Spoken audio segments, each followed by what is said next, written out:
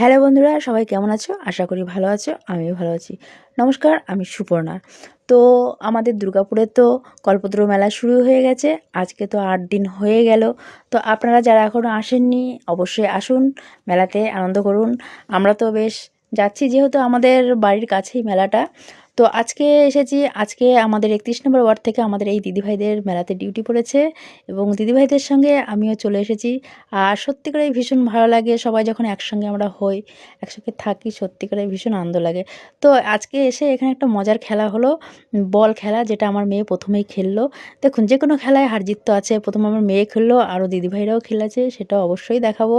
তো ভীষণ আনন্দ করছি, মজা করছি। তা আপনারা যারা এখন আসেননি আসুন। এই যে আমার 2 দিদিভাই এখানে খেলবে, ভীষণ সুন্দর একটা খেলা। তো যাই হোক, খুব ভালো লাগছে। তা আপনারা যারা আসেননি এখনও আসুন, আনন্দ করুন। সবাই ভালো থাকবেন। ধন্যবাদ।